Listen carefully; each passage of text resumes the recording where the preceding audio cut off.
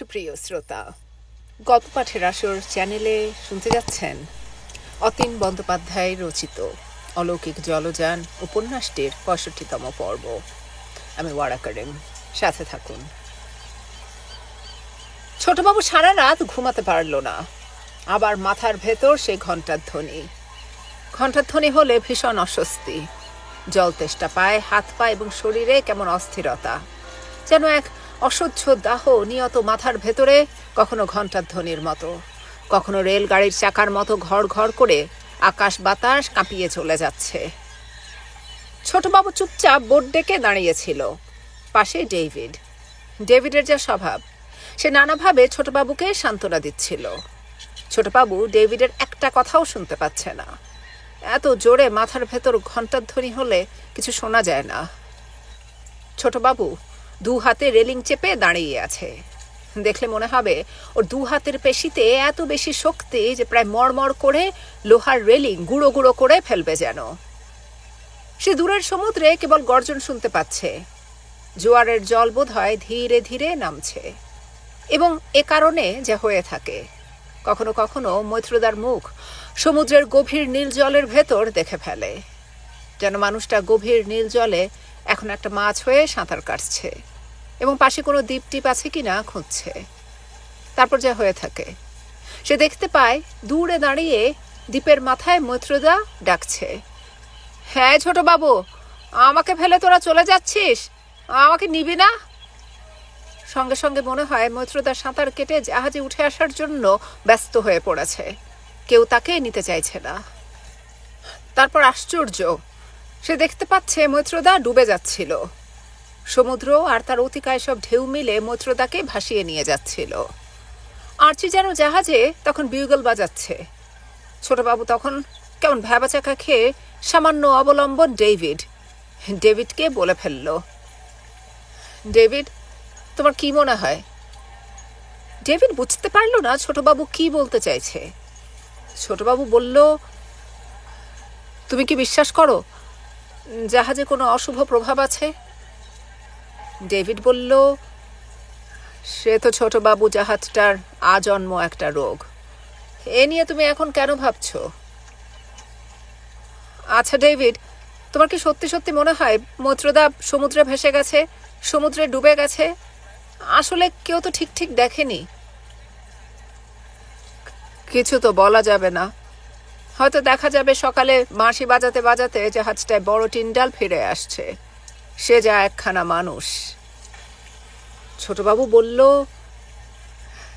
David, তোমাকে তবে পেট ভরে মদ খাওয়াবো। ঠিক ঠিক ডেভিড।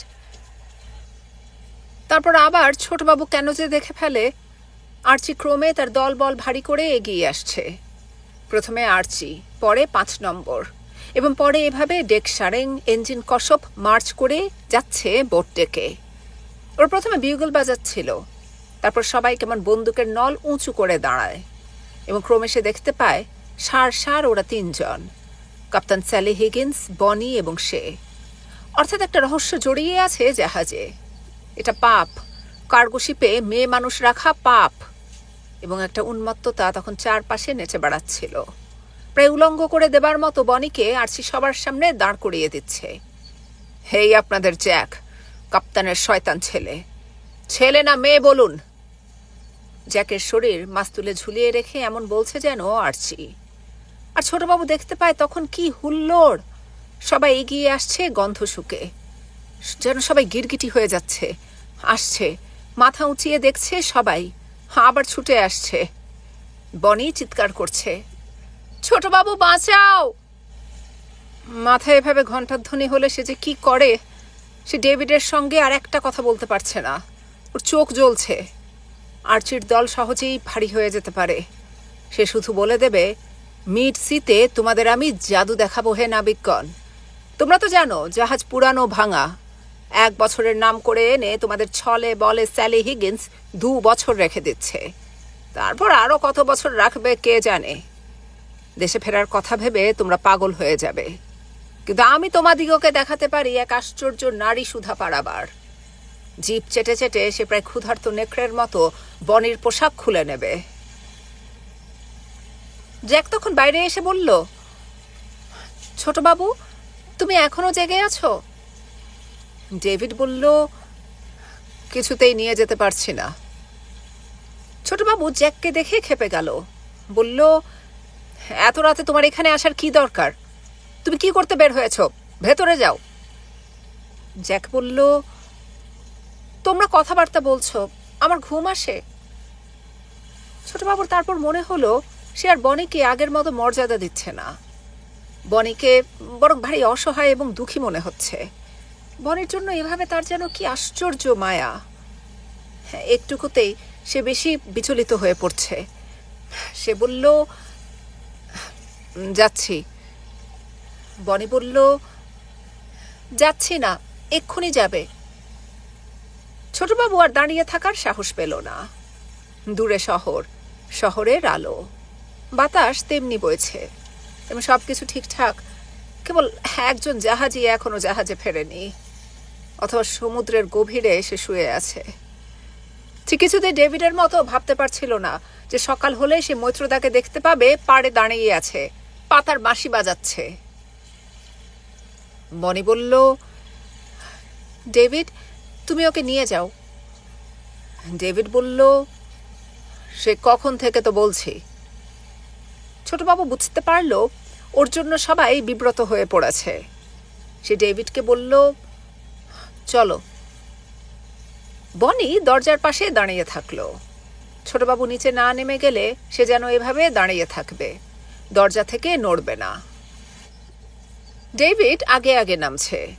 ছোটবাবু পেছনে পেছনে নেমে যাবার সময় সিঁড়ির মুখে দেখল বনি তখনও দাঁড়িয়ে আছে। সে বলল, দাঁড়িয়ে থাকলে কেন, ভেতরে যাও।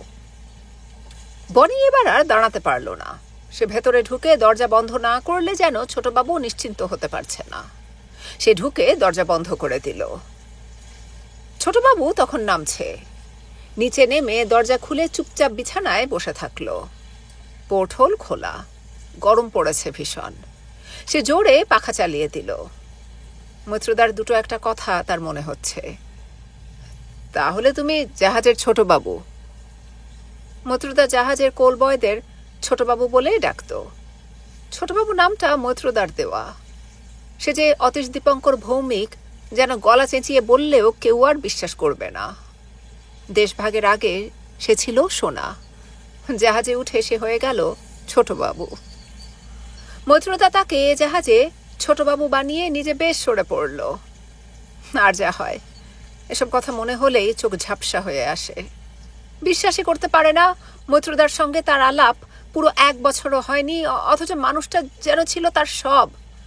এবং রাগে দুঃখে সে বলল, কাল যদি তোমাকে না দেখি সকালে পাড়ে দাঁড়িয়ে পাতার বাঁশি বাজাচ্ছ, তবে কাপ্তানের মতো আমিও তোমাকে আগা পাশতলা চাপকাবো। তুমি ভেবেছ কি? ডেভিড বেশ ভেবে তখন খুশি।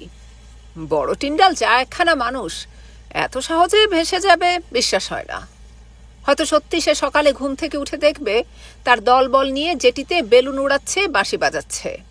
তখন বিকেলে সে ছোটবাবুর পয়সায় আকণ্ঠ মদ খাবে। সকাল হলে সে আর ছোটবাবু সঙ্গে না হয় বড় টিন্ডালকে নেওয়া যাবে। তারপর মদ্যপান, লাড়ে লাড়ে গান গলায়। ওরা যে অন্য গ্রহে তাদের সবকিছু রেখে এসেছে, তখন আর মনেই হবে না। ডেভিড আলো নিভিয়ে শুয়ে পড়ল। ছোটবাবু সহজে শুতে পারল না। আলো নেভাতে ইচ্ছে হলো না। পোর্টহোলে দাঁড়িয়ে থাকল। ওপরে এভাবে বনিও দাঁড়িয়ে আছে। তারও ঘুম আসছিল না। ছোটবাবুর সঙ্গে ইঞ্জিন কশ্যপের কিছু একটা হয়েছে। ইঞ্জিন কশ্যপের কথা ছিল 6 নম্বর হবার, কিন্তু সে হতে পারেনি। ওর রাগ স্বাভাবিকভাবে ছোটবাবুর ওপর থাকবে। ছোটবাবু ইঞ্জিন কশ্যপের সঙ্গে বাংলায় কথাবার্তা বলছিল, তাই সে কিছুই বুঝতে পারেনি। ছোটবাবুকে সে বলেছিল কি হয়েছে, ছোটবাবু বলেছিল কিছু না, এই পর্যন্তই। তারপর সেও ছোটবাবুকে কেন জানি দ্বিতীয়বার আর কিছু জিজ্ঞেস করতে সাহস পায়নি। ছোটবাবুর মুখ ভীষণ থমথম করছিল। অস্পষ্ট জ্যোৎস্নায় যতই ছোটবাবু গোপন করুক, সব সে তারপরও বুঝতে পেরেছে। ছোটবাবুর মাথায় আবার সেই ঘণ্টার ধ্বনি হচ্ছে। বাবা তাকে ঠিকই বলেছিলেন, বনি, ছোটবাবুর মাথায় কিছু হচ্ছে না তো? সেই যে ক্রোজ নেস্ট থেকে পড়ে ছোটবাবুর মাথায় পেরেক ঢুকে গেছিল, এবং পরপর সব দৃশ্য মনে হলে সে স্থির থাকতে পারে না। সে কিছুতেই আজ বলতে পারেনি, যতই অস্বীকার করো তোমার কিচ্ছু হচ্ছে না, আমি কিন্তু বলছি মাথায় তোমার কিছু হচ্ছে, তুমি আমাকে সব গোপন করছো। আর বনি আশ্চর্য হয়ে গেছে, ছোটবাবু আর আগের মতো নেই, কেমন ক্রমে রাশ ভারী হয়ে যাচ্ছে। আগের মতো সহজেই জেদ বজায় রাখতে পারে না বনি। অন্য সময় হলে সে কি করতো কে জানে, কিন্তু আজ যখন কিছু না বলে এড়িয়ে গেল, তখন আর ভাবল না যে আগে অপমানে দিনের পর দিন কথা না বলে থাকতে পারত। আজ সে মনে মনে ভারী খুশি। ছোটবাবুকে তার সমীহ করতে ভালো লাগছে। ছোটবাবু তাকে সব বললেই বোধহয় খাটো হয়ে যেত। ছোটবাবু তখন নিচে দাঁড়িয়ে বুঝতে পারছে বনি ঘুমোয়নি। মাথার ওপর বনির ক্যাবিন, হাঁটাহাঁটি করলে টের পাওয়া যায়। জাহাজ নোঙর ফেলে রাখলে এত বেশি নির্জনতা যে বনি কাঠের পাটাতনে নেমে কার্পেটের ওপর কিভাবে কোন দিকে হেঁটে যাচ্ছে তা পর্যন্ত ধরা যায়। বনি এইমাত্র পোর্ট হোলে দাঁড়িয়েছিল, এখন হেঁটে সে তার বাঙ্কে এসে বসেছে। আর কোনো শব্দ পাওয়া যাচ্ছে না। বোধহয় বনি এবার শুয়ে পড়ল। ছোটবাবু এভাবে পোর্ট হোলে দাঁড়িয়ে দূরের শহর দেখছে, আর নক্ষত্রমালার মতো ঝিকমিক করছে শহরের আলো, যেন হাজার জোনাকি পোকা আকাশের গায়ে স্থির হয়ে আছে। আর দূরে তেমনি সমুদ্র গর্জন, সমুদ্র অবিরাম দ্বীপটার চারপাশে ফুঁসছে। জ্যোৎস্নায় দ্বীপের উঁচু পাহাড় অথবা টিলাতে ঘরবাড়িগুলোও দেখা যাচ্ছে না। রাস্তার আলো ঘুরে ঘুরে উঠে গেছে। আর কি বিস্ময়, কখনো মিনারের মতো অথবা গম্বুজের মতো মনে হচ্ছে ছোট ছোট পাহাড়গুলোকে। আলোগুলো গম্বুজের গায়ে মিনা করা মণিমুক্তার মতো। এমন সব সুন্দর পৃথিবী ফেলে মানুষের চলে যেতে কেন ইচ্ছে হয় সে বুঝতে পারে না। আবার মনে হলো মাথার ওপর কাঠের পাটাতনে কেউ হাঁটছে। বনি তবে ঘুমোতে পারছে না। বনি আবার পোর্ট হোলের দিকে এগিয়ে যাচ্ছে। ওর ইচ্ছে হচ্ছে এক্ষুনি ওপরে উঠে গিয়ে দরজায় দাঁড়িয়ে বলে, বনি কি হচ্ছে, তোমার জন্য আমি ঘুমোতে পারবো না? এভাবে দাপাদাপি করলে নিচে কারো ঘুম হয়? আর তখনই মনে হলো কোথায় যেন বনির উপর সে অধিকার পেয়ে গেছে। বনি হয়তো নিজের অধিকারটুকু অজান্তে তাকে দিয়ে দিয়েছে, অথবা বোধহয় এমনই হবার কথা।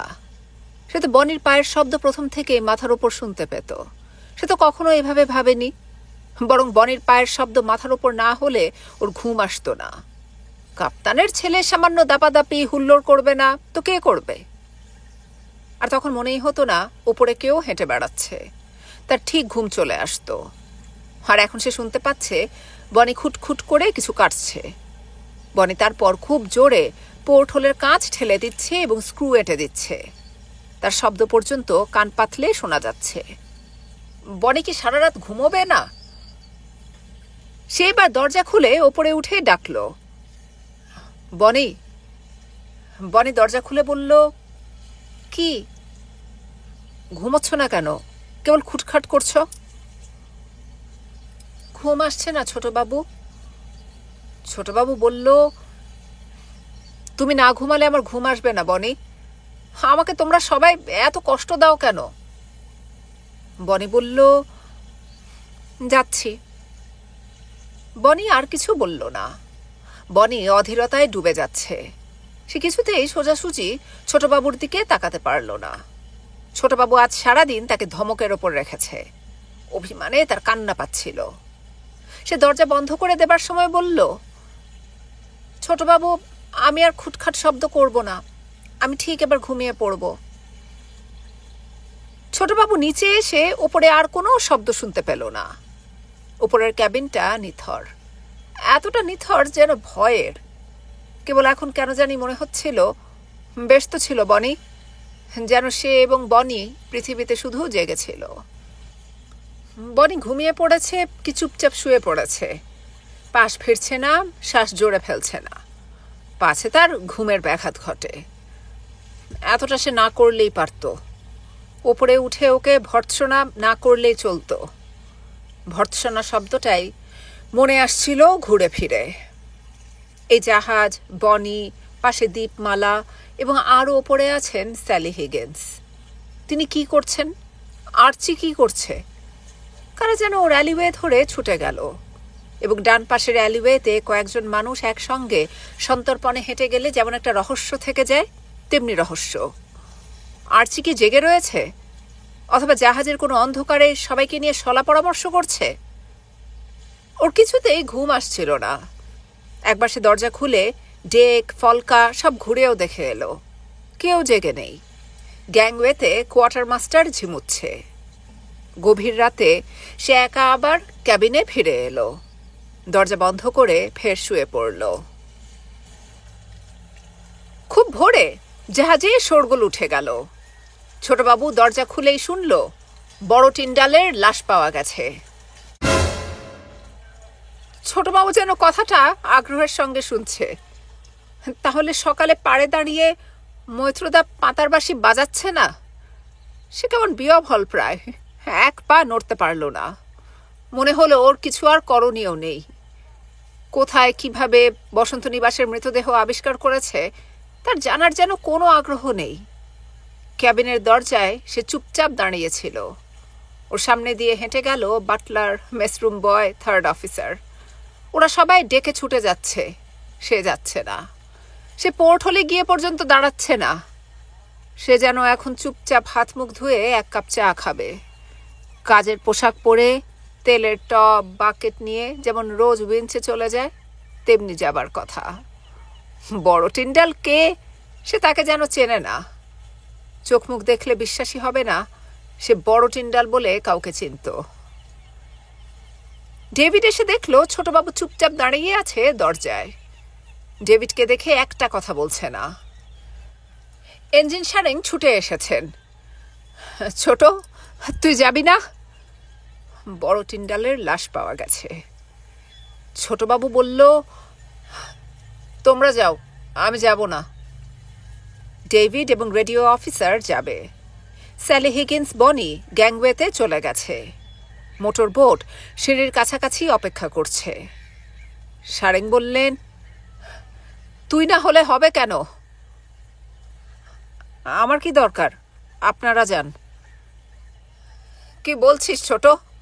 ওর কাজে কামে কি দরকার হবে আমরা কি করে জানবো?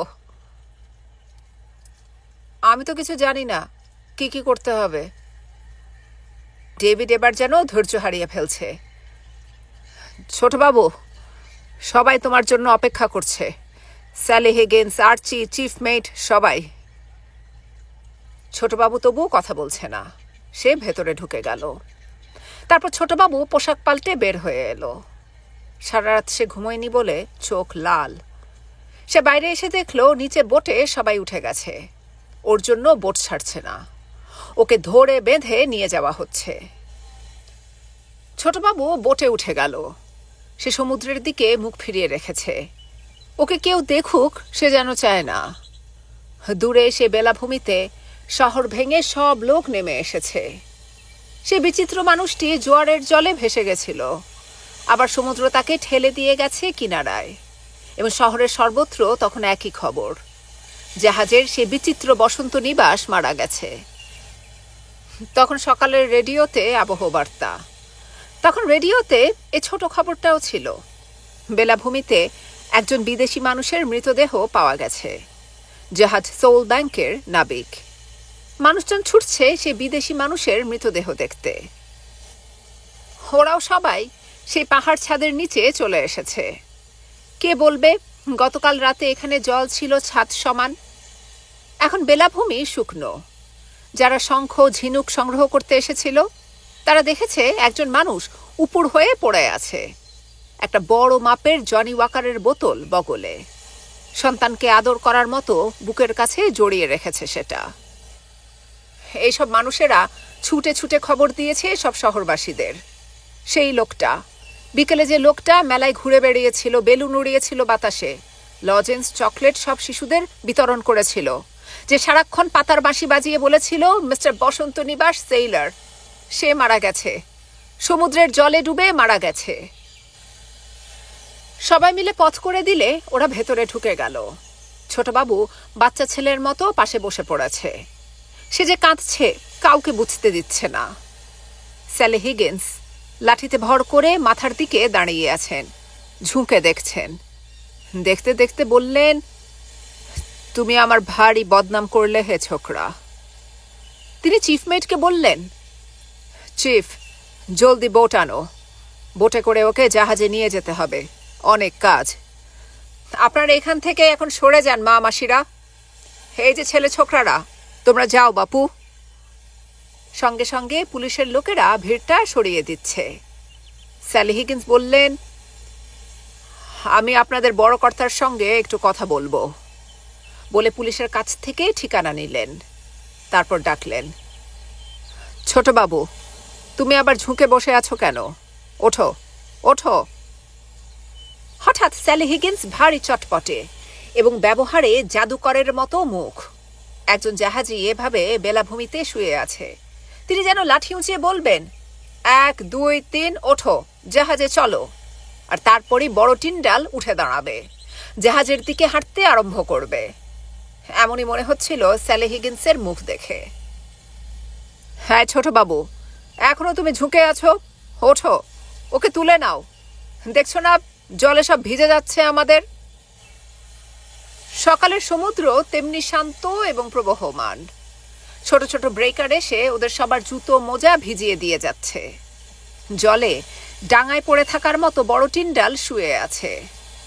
ছোট ছোট ব্রেকার এলে জল ওর চারপাশে ছড়িয়ে যাচ্ছে। ছোটবাবু এবার মৈত্রদাকে 2 হাতে পাঁজা কোলে তুলে বলল, কোথায় নিয়ে যেতে হবে স্যার? ওপরে নিয়ে যাও, জলে ভিজে তো ঢোল হয়ে যাচ্ছ। মৈত্রদা ভীষণ ভারী এবং জবরদস্ত মানুষটাকে সে সহজে কাঁধে ফেলে নিতে পেরেছিল। প্রথম পাঁজা কোলে, তারপর কাঁধে ফেলে নিলে জল বমি করেছে হড়হড় করে এবং প্রায় হালকা হয়ে গেলে ছোটবাবু দেখলো সবাই ওকে অবাক চোখে দেখছে। এত বড় লাশটাকে কত সহজে কাঁধে ফেলে নিতে পারছে ছোটবাবু, প্রায় দৈত্যের সামিল। আর্চির গলা শুকিয়ে কাঠ। সে বলল, স্যার, আমরা জাহাজে ফিরে যাচ্ছি। স্যালি হিগিন্স বললেন, নো। আর্চি বোধহয় অপমানে ফেটে পড়েছিল। সে দাঁড়িয়ে গেল। বোট আসতে দাও। স্যালি হিগিন্স এমন বলে দেখলেন ছোটবাবু তখনও দাঁড়িয়ে আছে, কাঁধে মৈত্রের মৃতদেহ। তিনি কিছু বলছেন না, তিনি অন্য অনেক কথা বলছেন। এই যে ডেভিড, তুমি দাঁড়িয়ে আছো কেন? দেখো বোট আসছে কিনা। সারেং, ইঞ্জিন সারেং। ইঞ্জিন সারেং ছুটে এলেন। তুমি কি করছো? ইঞ্জিন সারেং বললেন, ওদের তো দাহ করার নিয়ম, ওরা তো স্যার লাশ কবর দেবে না।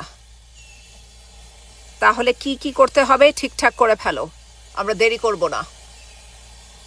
স্যালি হিগিন্স দেখছেন ছোটবাবু লাশ কাঁধে নিয়ে দাঁড়িয়ে আছে। সবার চেয়ে ছোটবাবু দীর্ঘকায় এক মানুষ, আত্মপ্রত্যয়ের অভাব সামান্য। সব ঠিক হয়ে যাবে, দাঁড়িয়ে থাকতে দাও। এই যে ডেক সারেং বলতেই ডেক সারেং লাফিয়ে লাফিয়ে কাছে চলে এলো, বলল, আদাব স্যার। স্যালি হিগিন্স বললেন, আদাব। বড় টিন্ডাল কেন মরল বলো তো? জানি না স্যার। তুমি ডেক টিন্ডাল? জানি না স্যার। তুমি তুমি বনি বলল, কতক্ষণ লাশ নিয়ে দাঁড়িয়ে থাকবে? ওকে নামাও। স্যালি হিগিন্স ডাকলেন, দেখো তো বোট আসছে কিনা জ্যাক। আর্চি বলল, ওই যে আসছে স্যার, আসছে। সে আর এক মুহূর্ত দাঁড়িয়ে থাকতে পারছিল না, বোটের কাছে ছুটে গেল। স্যালি হিগিন্স সামান্য হাসলেন, বললেন, ছোটবাবু, এবার ওকে নামিয়ে দাও। ছোটবাবু বলল, নামিয়ে কি হবে স্যার, বরং বোটে তুলে দিই। বোট কিছুটা দূরে।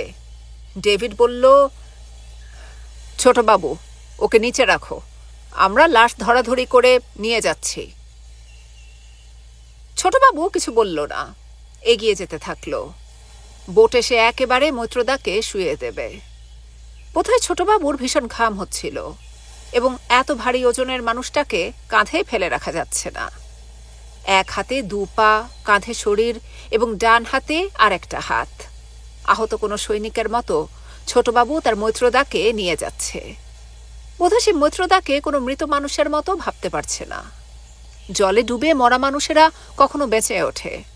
হয়তো বোটে নিয়ে যেতে যেতে মৈত্রদা ফিক করে হাসবে, হে কি রে, ছেলে না মেয়ে? এমন যখন হতে পারে তখন তাকে একজন আহত সৈনিকের মতোই সে নিয়ে চলল। বেঁচে গেলে যেন বলতে না পারে, রাখ রাখ, তোরা তো আমাকে মেরেই ফেলেছিলি। এবং এভাবে ছোটবাবু মৈত্রকে শুইয়ে দেবার সময় বোটের চারপাশে সবাই জড়ো হতে লাগলো। একটা মাত্র বোট ঠিক থাকলো, বাকি সবাই হেঁটে যাবে জাহাজে। বোটে ছোটবাবু, ডেভিড, বঙ্কু এবং এঞ্জিন সারেং। বনি উঠতে চেয়েছিল। ছোটবাবু বলল, নো, তুমি হেঁটে যাও। আর এখন এই যে একজন সমুদ্র মানুষের শেষ কাজ বলতে ওরা মৈত্রকে দূর সমুদ্রে ভাসিয়ে দিয়ে আসতে পারে। একজন সমুদ্র মানুষের সমাধি এভাবে হওয়া বাঞ্ছনীয়। কিন্তু বঙ্কু অনিমেষ ধার্মিক নাগরিকের মতো চোখ মুখ করে রেখেছে। বহুদিন পর মনে হয়েছে ওরা জাতিতে হিন্দু। ওদের ধর্মে নানা বিধিনিষেধ আছে। তীরের কাছাকাছি কোথাও একটা দাহ করার জায়গা খুঁজে বের করতে হবে।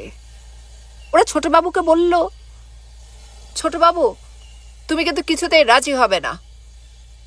বনি আবার বলল, ছোটবাবু, আমাকে নাও, আমি যাব। ছোটবাবু বলল, উঠে এসো। বলেই ওরা বোট ছেড়ে দিল। ওদের অনেকটা পথ ঘুরে যেতে হবে। ছোটখাটো সব দ্বীপমালা ভেসে রয়েছে। জাহাজটা আছে সামনে, মনে হয় কাছাকাছি, কিন্তু এই সব দ্বীপমালা চারপাশে। অনেক ঘুরে ঘুরে যেতে হবে। মোটর বোটে ওরা ভেসে যাবার সময় দেখল মৈত্রদা নিরীহ স্বভাবের মানুষ, ঘুমিয়ে আছে মতো। শরীর এখনো শক্ত হয়নি। দুটো একটা প্লাস্টিকের খেলনা জামায়, ছোট পুঁতির মালা। পকেটে হাত দিলে পেল সামান্য কটা চকলেট। এবং জামাটা উপরে উঠে গেলে ছোটবাবু অবাক। পেটে পিঠে অদ্ভুত সব নীল চাকা চাকা দাগ, সামান্য দুর্গন্ধ। জামাটা উঠে এলে সবাই কেমন চোখ মুখ কুঁচকে দেখল মানুষটার শরীরে কিছু বাকি ছিল না। এঞ্জিন সারেং বললেন, ছোট, সর্বনাশ, তুই এসব ঘাটছিস, তোর রক্ষা থাকবে না। ছোটবাবু জেদি বালুকের মতো নরম হাতে জামা টেনে দেখল। বনি আছে, নয়তো সে প্যান্ট খুলে দেখত।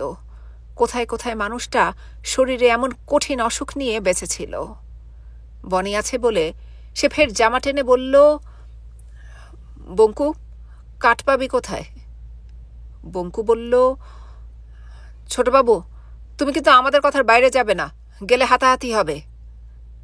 অনিমেষ বলল, আমরা মৈত্রকে আগুনে পোড়াবো, মাটির নিচে কিছুতেই চাপা দেব না। ধর্মাধর্মের ব্যাপারটা তুমি অবহেলা করবে না। ডেভিড বলল, বড় টিন্ডালের এত বড় অসুখ ছোটবাবু তুমি জানতে না? ছোট কি বলবে? সে বলল, না। সে সোজাসুজি মিথ্যা কথা বলল। তোমরা ছোটবাবু মরবে। ছোটবাবু বলল, ডেভিড, আমার কিছু করার ছিল না। এবং ভীষণ চিন্তিত দেখালো ডেভিডকে। ডেভিড বলল, লোকটা ঘায়ের জ্বালায় পাগল হয়ে গেল, আর তোমরা চুপচাপ দেখে গেলে। ছোটবাবু ভারী লজ্জায় পড়ে গেছে মতো মাথা নিচু করে রেখেছে। তখন বনি বলল, ডেভিড, বড় টিন্ডালের শরীরে ওসব কি? ছোটবাবু সহসা চিৎকার করে উঠল, বনি! এবার ছোটবাবু ডেভিডের দিকে না তাকিয়েই বলল, ডেভিড, এসব কথা আর কেউ যেন না জানে। মৈত্রদার ইচ্ছে নয় কেউ জানুক। আমরা কজনই না হয় জানলাম যে মৈত্রদা একটা নোংরা অসুখে মরে গেল। আর তখনই ছোটবাবুর মুখটা ভারী বিষণ্ণ হয়ে যায়, যেন মনে হয় ওর উচিত ছিল ডেভিডকে সব খুলে বলা। মৈত্রদার ভয়ে সে এটা করেনি। মৈত্রদা তাহলে বেঁচে যেত। সে বলল, ডেভিড, আমি জানতাম আমি জানতাম, মৈত্রদার ভয়ে কিছু বলিনি। এখন মনে হচ্ছে আমি সত্যি মানুষটাকে মেরে ফেললাম। বুঝতে পারছি আমার আরো সাহসী হওয়া দরকার। ডেভিড বলল, ছোটবাবু, জাহাজে মানুষ এভাবেই বাঁচে, তোমার দুঃখ করার কিছু নেই। নসিবে আছে মরবে, তুমি কিছু করতে পারো না। বঙ্কু তখন আবার বলছে, ছোটবাবু, আমরা কিন্তু মৈত্রকে পোড়াবো। ছোটবাবু বলল, পোড়াবি তো পোড়াবি, বারবার বলার কি আছে? তুমি যা মানুষ, ভালো মানুষের মতো রাজি হয়ে গেলে আমাদের কথা কেউ শুনবে না। ওরা 6 জন মানুষ, আর মাঝখানে লম্বা হয়ে পড়ে আছে বসন্ত নিবাস। আকাশ ভীষণ মেঘলা, সমুদ্রের জল আর তেমন নীল নয়, কেমন ঘোলা দেখাচ্ছে। ওরা দুটো একটা দ্বীপের পাশ দিয়ে জাহাজের দিকে এগিয়ে যাচ্ছে। হালে বসে আছে সামোয়ান মাঝি। মানুষটার কাছে আশ্চর্য লাগছে, কোথাকার মানুষ কোথায় এসে মরে গেল। লোকটার স্ত্রী ছেলে মেয়েরা কোথায় থাকে তার খুব জানার ইচ্ছে।